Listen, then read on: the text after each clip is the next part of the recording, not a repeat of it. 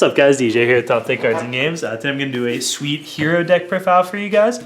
Deck just tops 8-8, I guess, at the ARG Circuit Series this past weekend in Richmond. I changed the list a little bit, and I'm liking the changes I've made, but the deck's really sweet, and I had to give it a try after I saw it. Destiny Heroes are absolutely my favorite theme ever in the game, so getting a chance to play them in 2016 is absolutely just a dream for me. We'll just start off with the dudes. We got our hero monsters, 3 Elemental Hero Shadow Mists, and 1 Bubble Man. Shadow Mist is actually just extremely key for this deck since it kind of functions as your Stratos. If you dump it with an Armageddon Knight, you get to search your deck for a hero monster. And if you special summon it, you get to search out a Mass Change card. So it really just brings the whole deck together by either getting you a Destiny Draw target or getting you the spells to lock your opponent out with Dark Claw. Bubble Man is just a bit of utility since there's situations where you won't want any other heroes to search. You can Armageddon Knight, pitch the Shadow Mist, get Bubble Man, and then just make a rank 4. It's supposed to give you access to Acid against back row matchups. Then we have 3 copies of Destiny Hero Malicious and a Destiny Hero Dasher. Dasher is awesome, so that's mostly why he's here. We need another Destiny draw target just to make them work. Why wouldn't you play Dasher? Just take a look at him real quick. Yeah, he's awesome. And if you just need something else to dump, it's better than just dumping nothing to just put a Dasher in your graveyard and kind of increase your ability to play for a turn since you can special the monster you top deck. Mally is probably the most important card in the deck. It's a hero monster, so we can use it with Mask Change to make our Mask Change effectively free, and we can use Plague Spreader with it to make some rank 8 synchros to really shut the game down or create a massive pile of damage. Next up we have 2 Summoner Monks. Monk can special summon the Shadow Mist we'd already talked about, so you can use them to get a Mask Change. He can also special summon Armageddon Knight and Dark Grepher, which we play 2 copies each of, so that we can dump Malicious or Plague Spreader Zombie to our graveyard, as well as dumping Shadow Mist so we can search out Destiny Heroes. These cards are all very important in setting our deck up. They're dark monsters, they put rank 4 bodies on the field, and they get Mally in our graveyard, and like I said, we have 1 Plague to go with them, so we can make our synchros. Moving on to our spells, we have 3 Upstart Goblins. It's just a very combo-centric deck. We really want to get to our setups turn 1.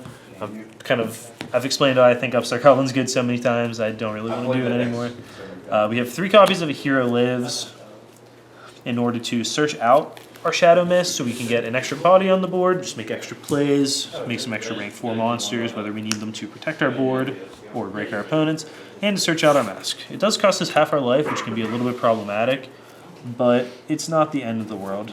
We also have 3 copies of Mask Change, just a very integral combo piece to the deck so we can make our masked heroes. You can use multiple in a turn in order to create a ton of damage, like make a Dark Law attack, Mask Change it into another Dark Law attack, and just create huge damage swings, which is not a bad thing to ever have in your deck, as well as, like I said, with Bubble Man, giving us access to Elemental Hero Acid, or Masked Hero Acid, close enough.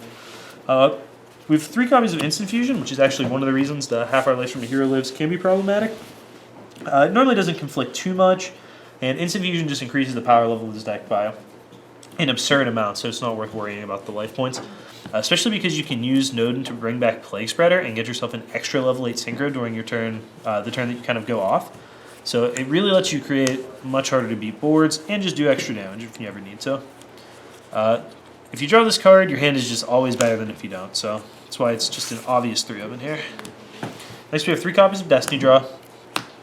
They can be dead sometimes, but it's too strong to pass up when you open Destiny Hero Malicious.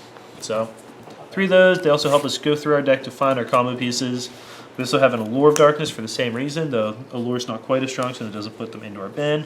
A copy of Rhoda, since we have so many powerful warriors against Armanite, Grepher, and both elemental heroes that we play. We also have a copy of Foolish Burial.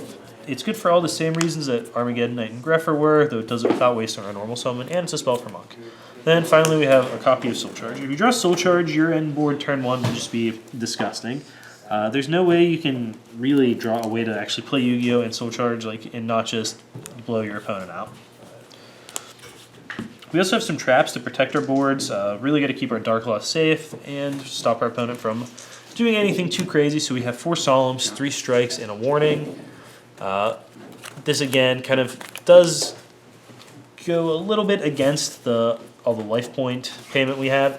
We also have Bottomless and Treacherous Trapple.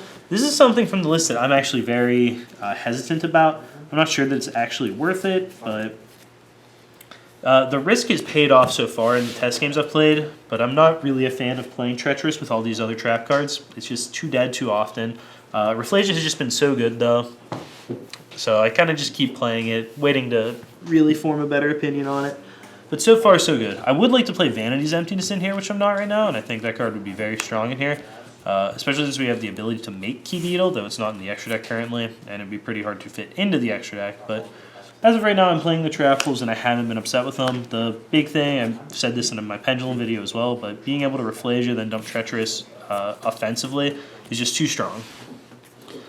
The extra deck is very tight for the deck, but it's also very important. I think every card in here, is very key. We have 2 copies of Darklaw and a copy of Acid for our Masked Heroes. This does mean sometimes you'll run into situations where you don't have enough Darklaws, but it's not worth using 3 for those very fringe occasions. Darklaw, if you're not familiar with him, is a Macrocosmos only for your opponent, and if they would add a card to their hand outside of their draw phase, and this includes by drawing a card off an Upstart Goblin, you get to banish a random card from their hand. Darklaw really just goes a long way at shutting down all the big decks in the format right now. Whether it's banishing your opponent's ships in Cosmos, stopping pendulums from adding to their hand, banishing their pendulum monsters instead of letting them go to the extra deck. Whatever it is, this card is very good at shutting it down, and Acid is just great against back row decks. A little bit too much of a bonus to pass up playing Acid. We have 2 copies of Norden to go with the instant fusions. For level 8 synchros, we have Void Ogre Dragon, Saffron Omega, and Stardust Dragon. Void Ogre is just the best level 8 at stopping your opponent's plays. Just too good to pass up. Stardust Dragon, again, really helps to prevent your opponent's playing. Archfiend Eccentric is seeing a ton of play right now, so if you can stop your opponent from using that effect, it's good. It can stop your opponent from using a Rafflesia to break your board. Just a very powerful card. And Omega rips a card out of your opponent's hand, but it also lets you recycle Malicious and Plague Spreader. So if we're putting Mallees and Plagues back into our bin, Plague Spreader is very obvious. You just put it back in your graveyard and you can stack to use it again.